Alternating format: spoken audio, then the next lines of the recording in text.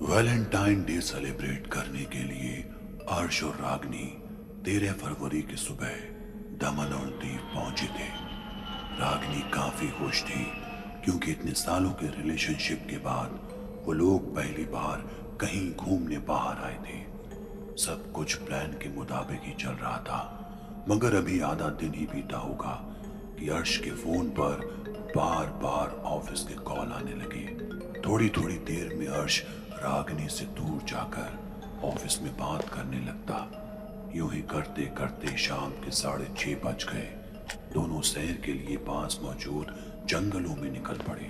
लौटते हुए रात हो गई। दोनों ने रात का खाना खाया और सोने चले गए। रात के करीब 1 या 2 बजे होंगे। अचानक रागनी की आंख खुली।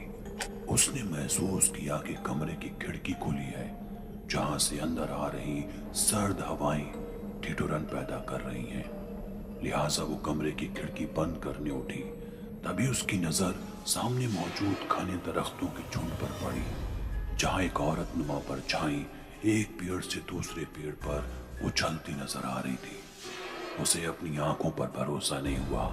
उसने हिम्मत करके एक बार और उस मंजर को गौर से देखा, मगर अब वहां कुछ नहीं था।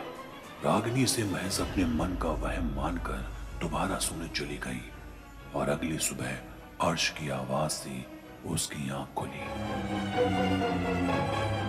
अर्श को ऑफिस से कॉल आया था। जब रागनी ने उससे पूछा क्या बात हुई, तो उसने पहले तो उसे वैलेंटाइन डे विश किया और फिर सॉरी बोला। कहने लगा कि आज के सारे प्लान्स ड्रॉप करने होंगे क्योंकि उसके बॉस की तबीयत अचानक बिगड़ गई है। आज अर्श को उनकी जिम्मेदारी संभालनी होगी। उसने रागिनी को भरोसा दिलाया कि वो जल्द से जल्द सारा काम निपटा लेगा और शाम को बीच साइड डिनर करेंगे। रागिनी मजबूर थी, लिहाजा मान गई। मगर जब शाम के 7 बजने को थे और अर्श का काम अब तक खत्म नहीं हुआ था, तो दोनों के बीच तू मैं हो गई और गुस्से में रागिनी होटल छोड़कर बाहर निकल गई। यहाँ अर्श भी काम में लगा रहा, मगर जब एक बार काम खत्म हो गया तो उसे रागिनी से झगड़े का एहसास हुआ और वो उसे ढूंढने निकल गया। रात के करीब 12 बज रहे थे और अब तक रागिनी का कोई पता नहीं था। उसने होटल वालों को भी इत्तला की, मगर कहीं से कोई खबर नहीं थी। उसका फोन भी बंद आ रहा था। तभी एकाएक उसे ख्याल आया बीच का, जहां आज रात का डिनर का प्लान था। अर्श फौरन बीच के पास पहुंचा। बीच पर पूरी तरह सन्नाटा पसरा हुआ था। उसे रागिनी तो नजर नहीं आई, मगर एक अजीब सी औरत जरूर दिखी, जो पानी में उठती लहरों के बीच खुद को पत्थर बनाए खड़ी हुई थी। चांद की रोशनी में चमकती इस औरत का चेहरा बिल्कुल सफेद था। उसकी आंखें उतरी हुई थी। रागिनी की तलाश में दौड़ते हुए अर्श उस औरत के करीब पहुंचा और अपनी रागिनी के बारे में पूछने लगा। तभी अचानक वो औरत चीख चीख कर रोने लगी और अर्श से दूर होते होते समंदर की तरफ बढ़ने लगी। अर्श अब रागिनी को भूलकर उसे बचाने के लिए चिल्लाया, मगर तब तक वो बहुत दूर जा चुकी थी। अर्श घबरा गया, इधर उधर किसी को पुकारने की कोशिश करने लगा। तभी पीछे से दोबारा उसी औरत की आवाज आई, मगर इस बार उसका जिस्म रागिनी का था। रागिनी जस की तस खड़ी बस अर्श को घूरे जा रही थी और अपनी लड़खड़ाती जुबान के साथ बोली, वो मुझे अपने साथ लेने आई है। अर्श कुछ समझ नहीं पाया, मगर जैसे ही उसने रागिनी का चेहरा देखा, वो बुरी तरह घबरा गया। उसकी शक्ल बेहद ही खौफनाक थी। रागिनी की खाल पूरी नीली पड़ी हुई थी और उसका शरीर पानी में भीगा नजर आ रहा था।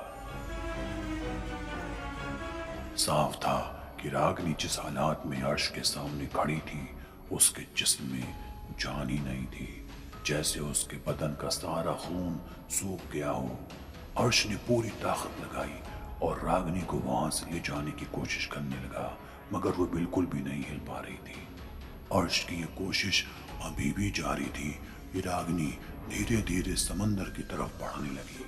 अर्श बार बार उसे रोकने की कोशिश कर रहा था, मगर वो बस चलती जा रही थी, मानो उस पर कोई हावी हो। तभी एकाएक अर्श की नजरें समंदर से आती लहरों पर पड़ी, जिसमें उसी औरत की परछाई झलक रही थी।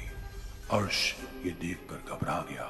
उसका हाथ रागिनी के हाथ से छूट गया और अचानक रागिनी कहीं गायब हो गई। ये सब देखकर अर्श वहीं बैठकर रोने लगा। उसकी आवाज सुनकर आसपास के लोग आ गए और सारा वाकया पुलिस को बताया। जब ये बात अर्श के होटल तक पहुंची तो वहां के एक पुराने कर्मचारी ने इस वारदात की असल वजह बताई। दरअसल कई साल पहले यूं ही एक कपल होटल में वैलेंटाइन डे मनाने आया था, मगर इसकी खबर लड़की के परिवार वालों को लग गई।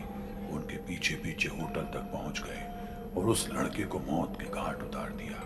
अपनी मोहब्बत को अपनी नजरों के सामने यूं तड़पता देख वो लड़की भी समंदर में कूद गई और तब से उसकी आत्मा समंदर किनारे यूं ही भटकती है और अकेले देखकर इंसानों पर हावी हो जाती है और उन्हें अपने साथ बहा ले जाती है।